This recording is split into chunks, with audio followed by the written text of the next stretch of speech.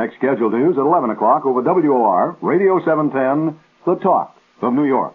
And here's Gene Shepard.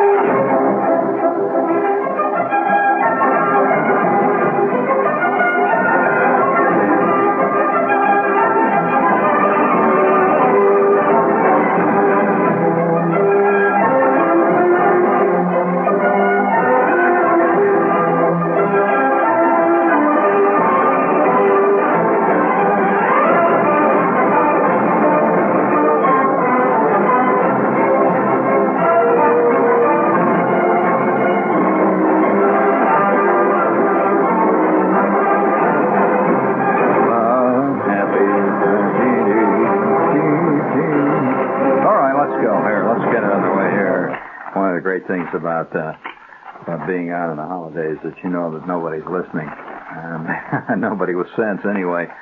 Happy Thanksgiving to you. I see. You know what's happening, of course, in at least two major areas in Philadelphia, because this is Thanksgiving, and I'm not going to frankly admit it's Thanksgiving. I'm going to concede it, but of course, I don't think. One of the major problems that our society has these days is that the holidays don't have a defined, distinct meaning to the walking around person.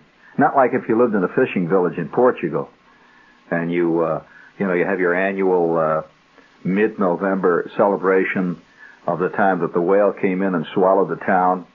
And 2,000 years ago, you've seen those types of celebrations when they walk around with a paper whale and they sing strange. You've been probably in a few native celebrations, haven't you yourself? Of course. I was in.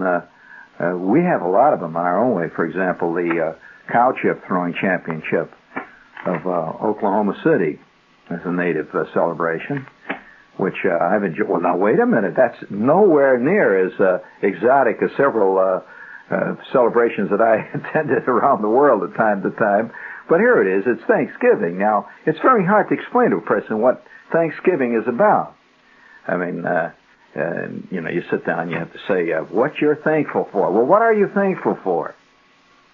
Well, there's some pretty basic things. For one thing, you could have been born a slob. Now, aren't you pleased that you're one of the sensitive people? Aren't you really? I mean, one of the sensitive people with great insight, humane impulses, and all the good things. All those goodies. You could have been born one of the human crocodiles, and so you could give thanks for that. Right? You're sensitive, right? And you have right thoughts, and you're an intelligent person. No question about it. You wouldn't conceivably be listening if you weren't here.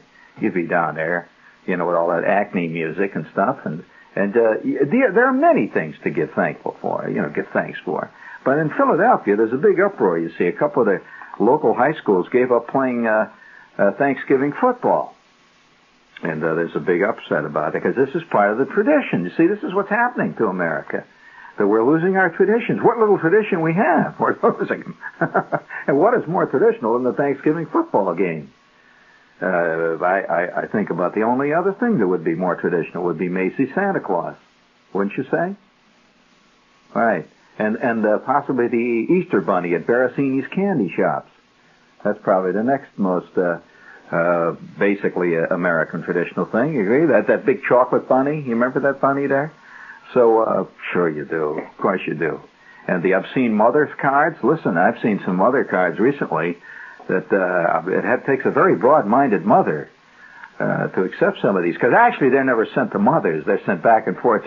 You can spell mother different ways. I don't want to get into that either. That's another psychological, sociological outgrowth of the recent years. However, I would like to say this, that the defeat of Thanksgiving football has left a void in some people's minds. And you just can't get involved watching, say, Texas Polytech play Auburn with Kurt Gowdy during the by-play there. It's just not quite the same as seeing East Plainfield take on Watchung. Now that's traditional. It really is. And you're listening to a guy. If you have not attended or have not been part of this tradition for some time, I feel like relating old tales here. Within a short time, within 5 or 6 years, old timers will dandle children upon their knee and talk about the old days when America was a great place. They always have this impression. It used to be a great place. Now it's rotten, of course. But when it used to be a great place, they had Thanksgiving Day football. That's beginning to infect television terribly. Have any of you had a chance to look at this Apple show? Unbelievable. In many, it's sick. I mean, this guy there's a guy in it who's apparently the leading character. His name is Apple. And all he talks about is the old days. He does not talk about anything else. And he's always got a sad look on his face when he does it.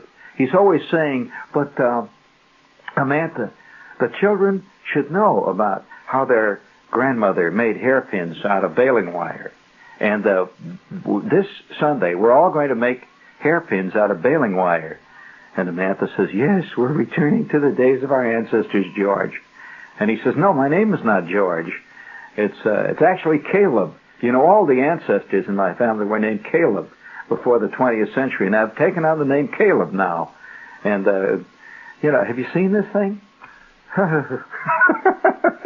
It's canceled great.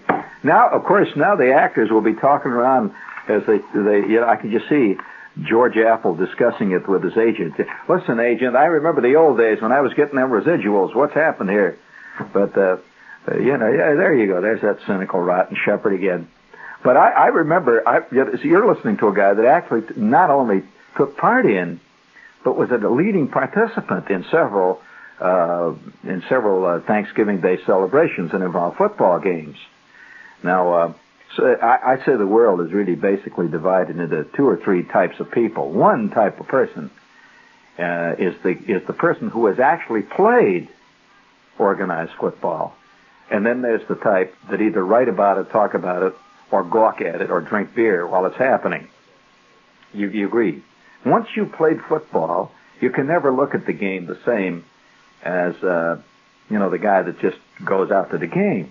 I've always envied that type because whenever I get around the football game, I always identify, like a couple of weeks ago, I went out to see Princeton play Cornell. Just, the great traditional game, and they had cheerleaders and the whole business. Yeah. The same thing. The only thing is that I notice a very interesting difference between pro football and college football, and that is the amount of exuberance on the bench. It's almost non-existent in college football. Would you believe it? It's the other way around. Oh, I mean, yeah, you see, when they take a shot, the long shot, say, of a guy like Len Swan, who's playing pro ball, and he has just intercepted a pass, and there's a shot. He jumps up and down and yells and throws the ball into the stands. You see that? You've seen that. And and the guys jump all over him, they hit him, and they kiss him, and they leap up and down. Oh, no. When a Princeton man scores a touchdown, it's done with total Ivy League aplomb. And there's no unseemly emotion on the bench. None at all. So in that sense, it's a kind of reverse. It used to be, we always thought the pros were the guys that were cool. No way, it's the college guys that play it cool. But nevertheless, I remember on one Thanksgiving, and this is going to be a Thanksgiving story, but it's not a happy one. It's not a happy one. No, it is not. I'm going to tell you a Thanksgiving story that involved a football game, of which I was a willing and indeed eager participant up to a point. That was a very eager thing in the dressing room just prior to the kickoff. We will tell you about now. Wait a minute now. Don't leap at the conclusions. You're forming the end of the story before I tell you the story, and it isn't exactly the way you think. Real life never is. Never is. Real life never matches stories that are written about life. That is an unfortunate fact. That's why so many people are getting tired of fiction. I'm beginning to believe their life is. It's the best fiction. It's far better fiction than Philip Roth ever writes. I'll tell you, it's true fiction. Well, all right, okay. No. Let's admit that one of our traditions in America has to do with sport. I think it's probably the greatest tradition. If you notice all the books recently that have been about sport, the whole big tradition of sport, that seems to be replacing rapidly religion in people's lives. It really has.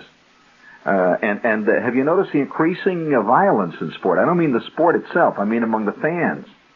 The rush out in the field and club a referee and all that. Well, that's happened. Oh, sure.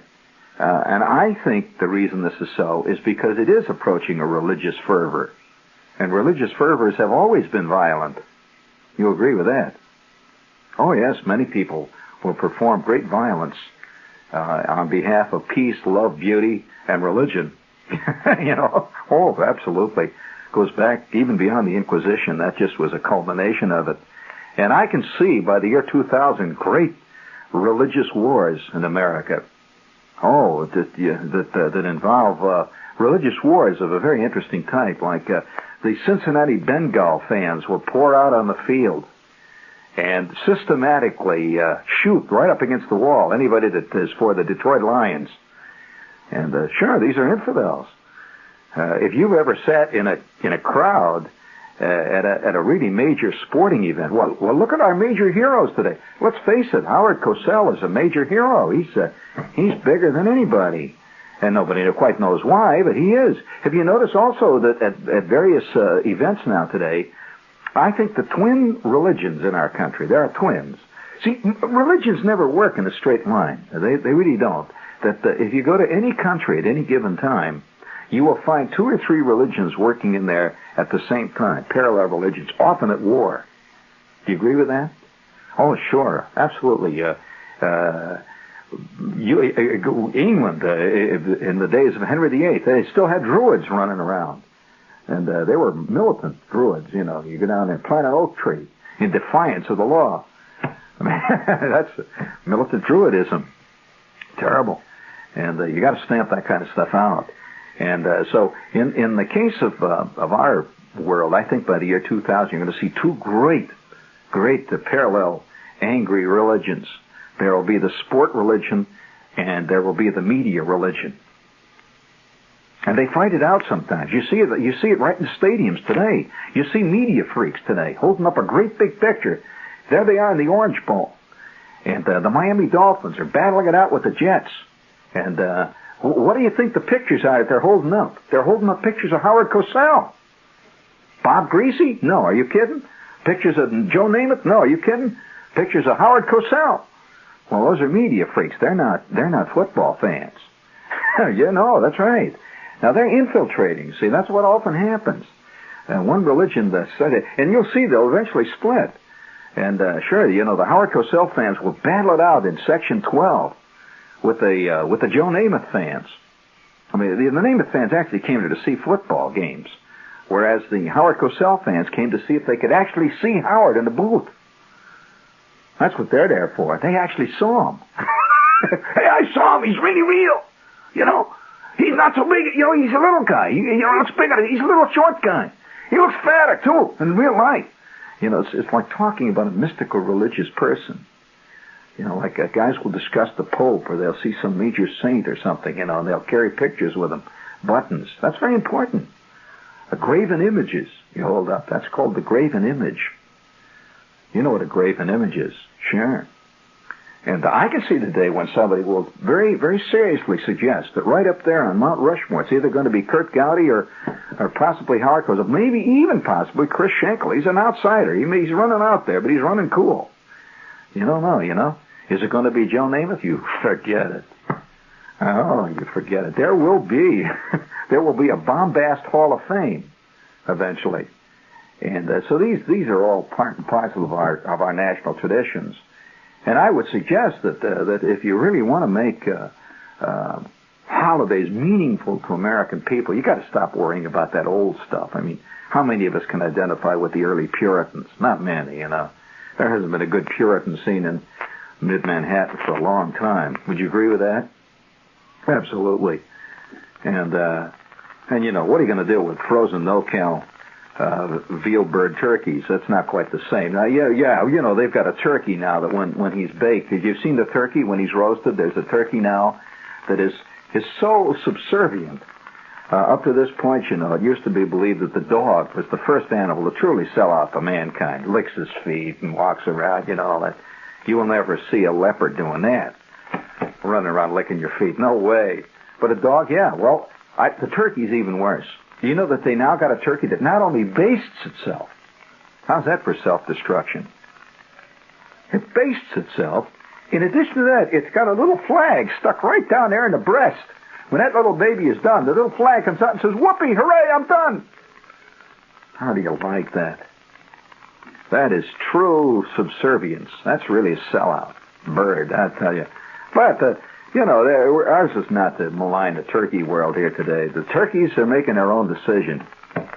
There's no such thing as turkey lib. And I think there should be eventually. But nevertheless, the football game is disappearing. The only thing that is replacing it now is the television football game. That's not the same. No way. Television football is not the same as real football. Do you agree?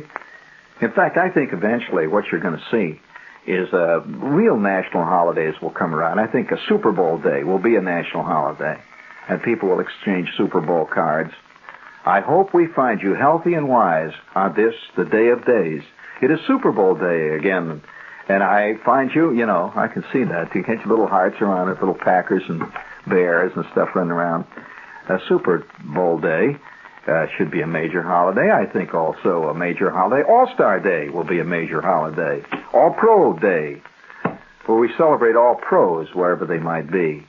But I having played myself in a football game that was a traditional game, I will tell you, the traditional games are funny about that. Sometimes they're good and sometimes they're just, you know, traditional. That's all. And in this particular instance, I shouldn't really tell you this story because it's a sad story. We were playing our traditional football game. Now, this particular school that I was at that time performing my dirty work for, and when you play football, you do.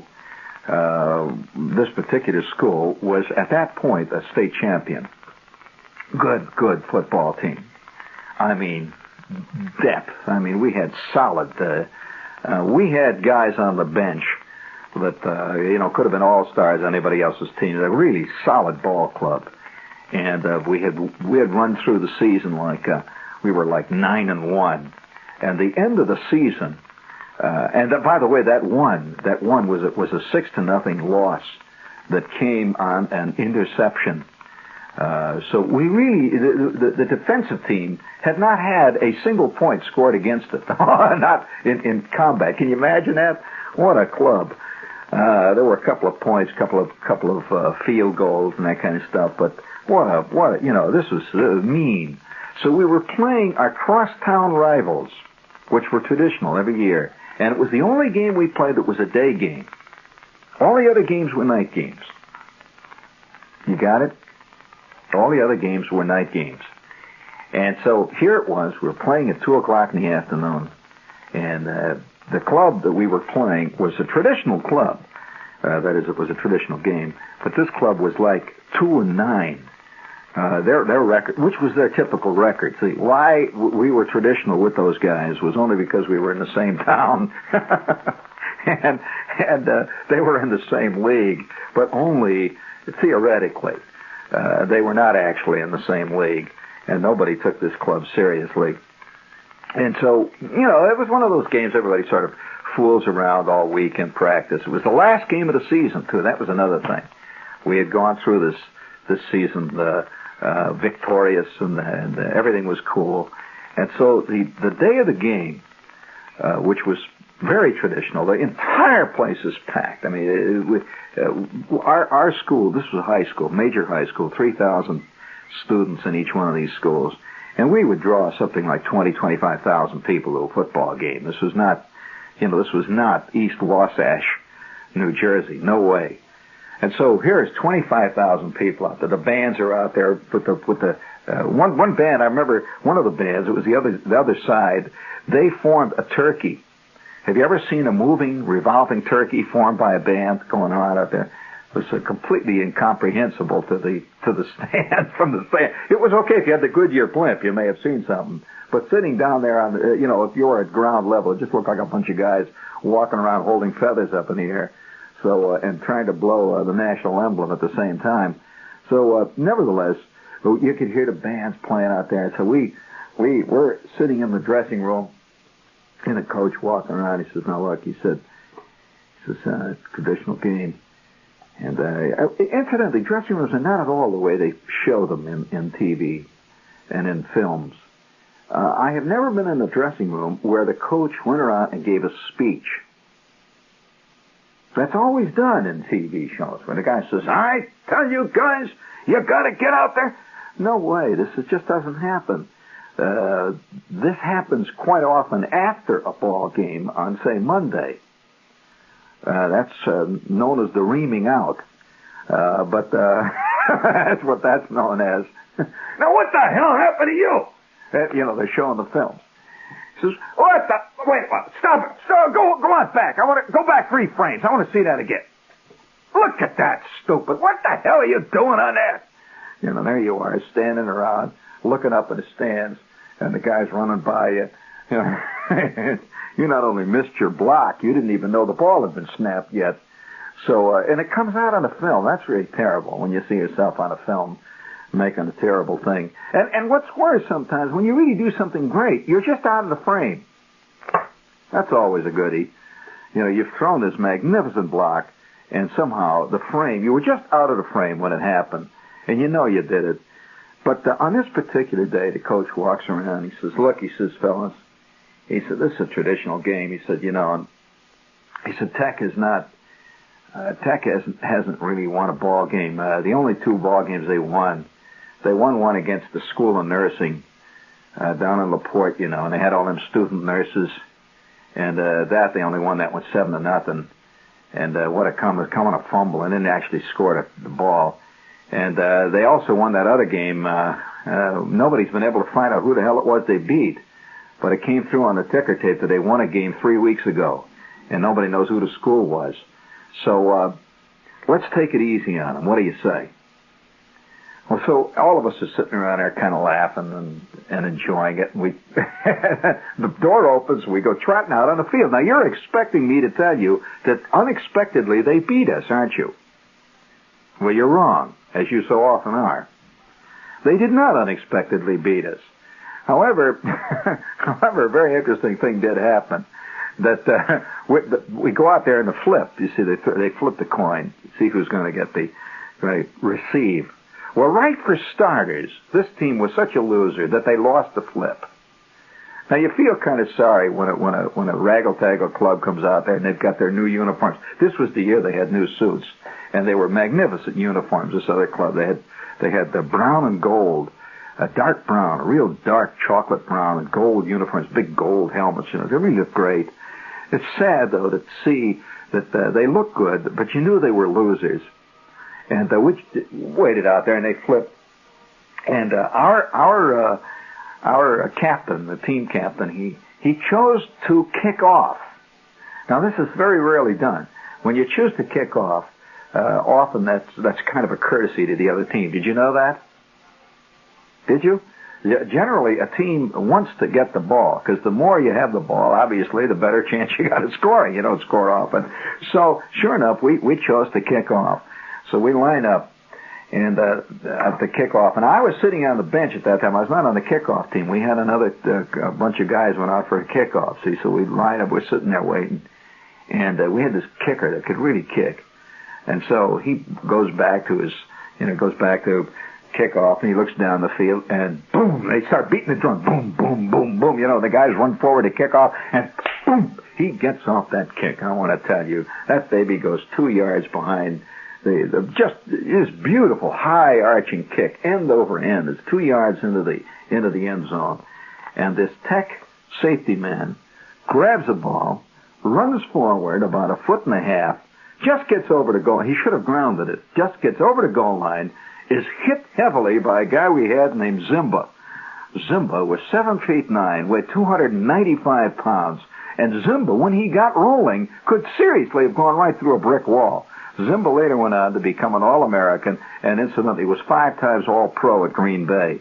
So already he was a pro, see. So Zimba hits this poor little guy who was a safety man who was going forward. Zimba hits him with you could feel it. We're sitting back there. Now, why Zimba did this, I don't know. He just hit him. Just pure animal fury. He hit him. You just a crunch. The ball goes up in the air. Somebody grabbed it, fell on it, and we had a touchdown on the kickoff, 6-0. Well, at that point, we kicks the extra point. We line back up the kickoff again. You ready for this? We line back to kick off again. We kick off.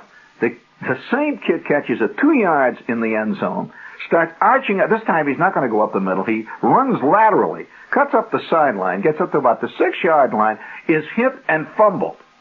The ball is picked up by a guy named Fred Kyle. He falls on it. We now got the ball on the 6-yard line.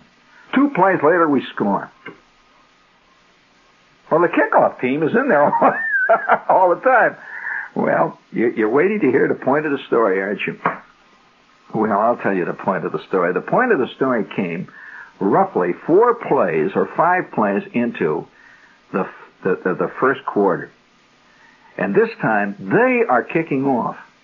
Now, or punting. It was a punt. It was a punt play. I'll never forget it. They are punting from their own 9-yard line. And I'm in the ball game. We're back around our own, roughly 45, 50-yard line, and I'm waiting for the kick. See, and this guy kicks a punt, and the ball goes in the air. Shepard goes down under it with 3 other guys. I don't want to tell you what happened. All right, you want to hear it? Shepard goes down under it, circles under the punt. And by the way, gives the signal to the 2 guys on the either side of him, form the interference. Shepard is going with this one. The ball comes down, hits right in the first day game we've had all year. And remember, we've been playing night ball. This ball was visible all the way. I could see the laces as it's coming all the way. Do I have to tell you what happened? Have you ever wondered about a fumble? Have you ever watched guys and you say, how the hell could he drop that one? There is no explanation of it. The ball is 1 minute in your hand, and the next minute it's not in your hand. The ball just went in my hand, just out like that.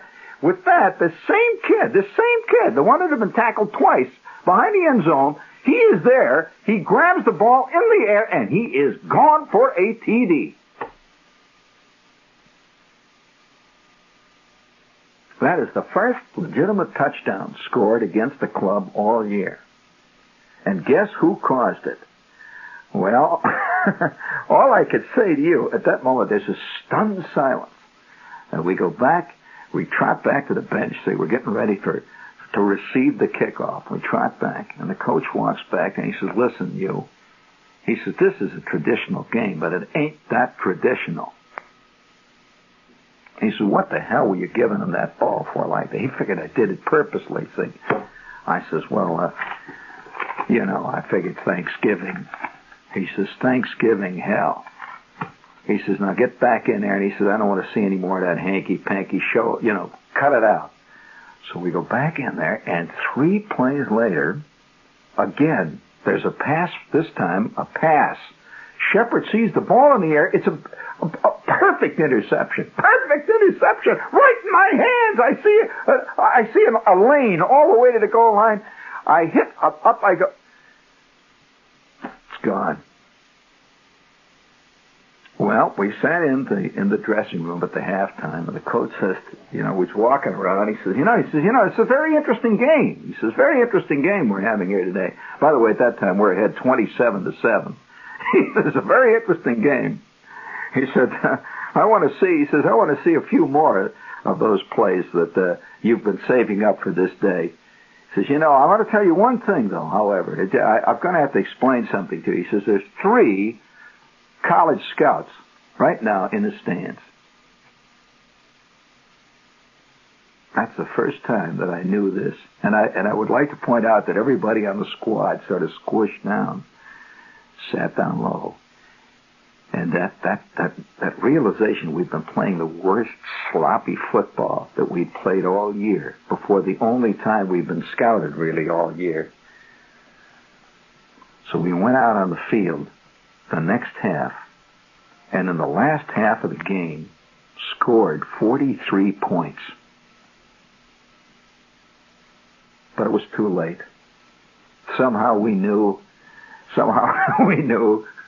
And it's funny about the traditional games. All right, now I'll ask you some questions about traditional games. What's the traditional game in the city of Cincinnati? I mean, do you know what the traditional ball game is in Cincinnati? What's the traditional game in Philadelphia? And you don't know any of these things? I mean, I'm amazed. What is the traditional game in let's say well, of course, the Army-Navy game has always been a traditional game. With Cincinnati, you don't know what that was? Well, the traditional game in Cincinnati is the University of Cincinnati versus Xavier. It's a big thing. And I don't know what this has got to do with bring it up there, please. There you go. Get you guys calm in there. You look a little confused. Sorry. It'll work out. There. Although I must say that the most memorable Thanksgiving game that I was ever involved in was the time that it set a new record for that area, and on that date, in rain. It was about 36 degrees.